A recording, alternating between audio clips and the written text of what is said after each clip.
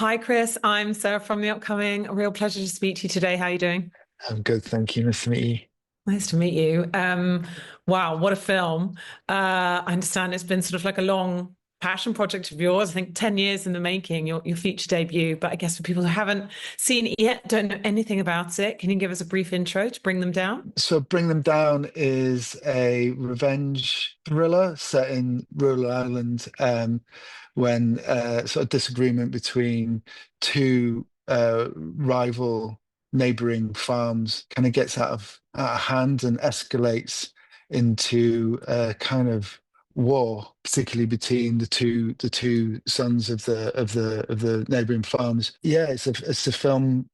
I think, once you've started a war, what does it take to finish a war? And I guess when I was watching it, I thought there's sort of lots of familiar elements to the film, whether that's kind of like the rural setting, kind of a domestic drama. Then you've kind of got the trappings, very much of this more kind of like revenge thriller. But it operates kind of in its own unique space. And perhaps even though it sets up certain expectations actually throughout the film, often then ends up overturning those. Was that something very intentional? Where did you begin? Did you begin with the genre? Did you begin with this idea of these feuding families? What was the starting point? A couple of starting points, really. I'd written something which was too expensive as my first feature. I was looking for something that was a little bit more manageable. And so I was in the Lake District walking around New Year about 8 or 9 years ago. And I saw this, I was just thinking about how this was an amazing space that you could, unutilized space, mountains, and we don't see it much in British cinema. And as we were talking about this shepherd walked up the mountain and sort of came out of the mist and felt like this sort of singular kind of figure, this kind of man with no name. And then I was very interested in kind of messing with Bible stories. So I was like playing with the idea of the idea of the good shepherd. If he brings down his flock and he counts 99 sheep, there's one lost soul is on the mountain is as important to him as the 99 saved souls. But what happens if when he goes to rescue sheep, somebody messes with his clock? And then there was this idea of there was these incidents of people cutting the hind legs off animals around Derbyshire and Cumbria about 10 years ago. And so I sort of molded those together. But I was really I've always been interested in revenge. The one thing that has always kind of like bothers me is that there's always like the good guy and the bad guy. There's always, and that's not my experience of life. And so I wrote the first draft and it was very much like that. And I sat with the producer Ivana McKinnon and I was like, it's just if I want to show, more complexity, then it kills the tension. And I was like, and I love both stories. It's like I want to tell both stories. She's just like, well, tell both stories. So I just did. I went back and it took me a couple of days and I wrote it to the basically as the structure as the film is now. It came really really simply, and it is that the intention is to subvert the idea of a revenge film, keep people engaged and take them on a ride, but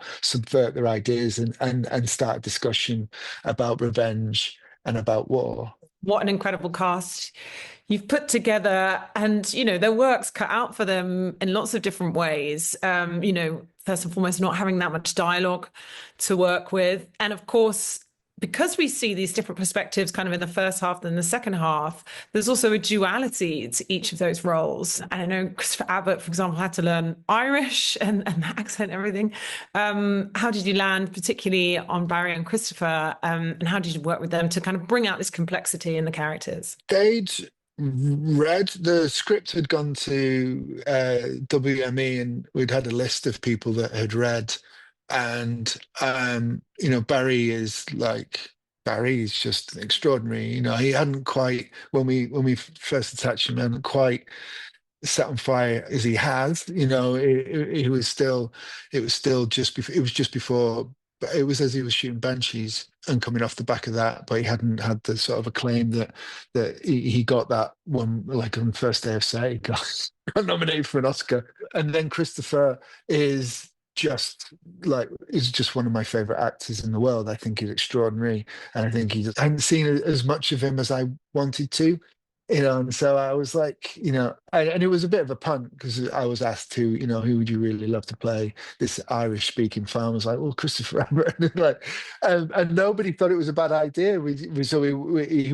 He'd read it and really loved the script already. And he was gracious enough just to, the accent was the thing. And I'd done the translation from English to Irish with a guy called Padder Cox, who is also a dialect coach. So Chris was gracious enough to do like a couple of scenes just in his accent that he'd done himself. And my casting director, Julie Harkin, is Irish. So I had these. I was like, we played it, and I said, "What do you think?" And they were like, "Yeah, we can get him there." And then he just worked really hard to work on the Irish. And I think it helps that there isn't much dialogue in the film. But I also think that those types of actors who are so physical and so visceral like the opportunity to work with, like sitting around talking about stuff. It's about them doing things and about what they're feeling and what they're thinking. And you can kind of read everything you need to know about what is happening inside them just by the way that the way that the camera kind of reads their minds. They're both extraordinary, extraordinary actors. And I think one of obviously the main themes that runs through the film is this kind of sense of, masculinity and sort of the patriarchal society that they're operating within. But then there's also sort of a tension within that because they often seem to be at odds with it. It's almost that some moments you feel like their actions, they're being propelled by something else that they actually don't want to be engaging with, but they sort of have to do it in spite of themselves. And then particularly, like you said, the way it doubles back and reveals kind of a whole other side to Jack's character. And we do see this vulnerability and that he almost would rather be anywhere else than where he finds himself. So was that something really important for you to delve into? And I guess kind of overturn that idea that this is something that people just take on and just do thoughtlessly. And it's almost like if you inherit a certain way of being, maybe it's very hard to rail against that.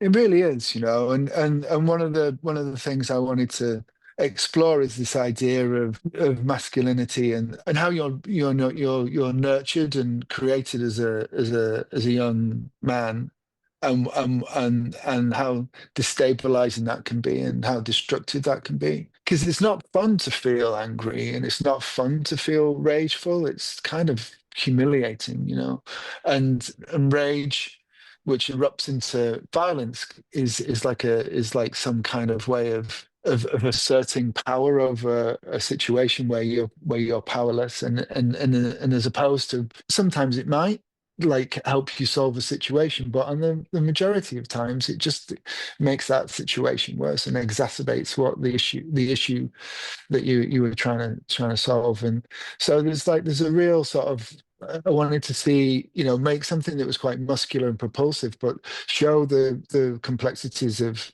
masculinity, certainly in these people that have struggled to have a way of expressing themselves. They can't express themselves verbally because you can see, there's one part where Jack tries to talk to his cousin about his parents splitting up, and he's ridiculed for it. And it's that kind of the kind of experience I've had, and where it just makes you feel lost and alone, and your shell gets even harder. So it's to show that, definitely to explore those things, and the idea that people do these react in stupid ways or violent ways or destructive ways when they're kind of painted into a corner and they're desperately trying to find a way out. And it feels like it's the easiest thing to reach for is something which is aggressive and something which is violent to try and sort of control the situation or burst your way out of the corner that you've been painted into. And so yeah, trying to explore that within the revenge genre, which is often sort of like good versus bad, and human beings, in my experience, are not good and not bad. We're complex, and we do good things and we do bad things. Well, and I think, yeah, in fact, even the violence itself, even though it is often quite quite brutal. I wondered if sometimes when you watch a thriller, there's something cathartic about when a really violent moment happens, or there's a build up to it, and it feels like a relief perhaps when that moment comes. But because of the messiness of it and the fact that they sort of seem to waver in their conviction each time it comes to this sort of, head to head moment, we don't get that catharsis at all. So was that also really important in the way you portrayed that violence? Completely, but in fact, I wanted it to feel messy and pathetic. It's like from my experience of violence, or growing up and being in quite an environment where there was, you would be forced into like scrapping at school and fighting, and it's like fills you full of dread. And those fights were never anything but like clumsy and silly and pathetic, and will make you feel awful at the end of it, and you have to sort of live with that. But yeah, there's a conflict within them. There's a conflict, this idea of neighboring farms sharing of a mountain. They have a sense of collective responsibility for their animals on there, and so when your idea is, even if you don't get along with your neighbor, you still look out for them. So there's a conflict in that, and that happens, in so many farming communities and other communities as well. So that kind of was folded into the idea too. Yeah, it was always my intention to make it feel uncomfortable and messy, and to feel no catharsis. I don't want anyone to fetishize any of the violence that's in the film. It's to start to have a conversation with the audience about what violence really is. And even if you see it in a film and there is a catharsis, there's always something lost. And it's to show what you lose to do one thing. There's always something, right, to balance the scale. So if you punch somebody, what is it? You're hurting them, but how are you hurting yourself? Maybe you could say a few words at some of the other sort of tools that you use within the film. I mean, just, the Irish landscape feels like a character itself. And there's this constant sort of playing off of kind of the beauty of that with sort of the harshness and the bleakness of what's happening between the characters, and also the soundtrack. 'Cause at moments when we are already so tense, the music's blaring in the van, or Jack puts his headphones on. So what kind of space did you want to put the audience into by using those tools? I wanted people to feel the beauty of the Irish landscape, and the landscape that is very similar to the north of England here, and how beautiful that is, but how we kind of underestimate the power of it, and the harshness of it. It's a difficult place to live. It's a difficult place to earn a living. And but it's also exceptionally beautiful, and it's the place where Chris's character Michael feels at peace when he's on top of the mountain with his animals. So they're sort of juxtaposing that with the tension and the sort of anxiety he feels when he's at home on the lowlands, and those kind of those interactions that he has. He never feels quite at ease even with his friends, but when he's up on the mountain, he kind of feels at peace. And and then for Jack to be on the mountain in this, he's in a different place. He wants to be in that kind of environment with music and his friends. He doesn't really want to be a shepherd, but by the end of it, he feels like maybe that was his calling. That's like, and so I was always very interested in kind of spiritual filmmaking, like transcendental filmmaking, some moments of grace, and shepherds and the landscape is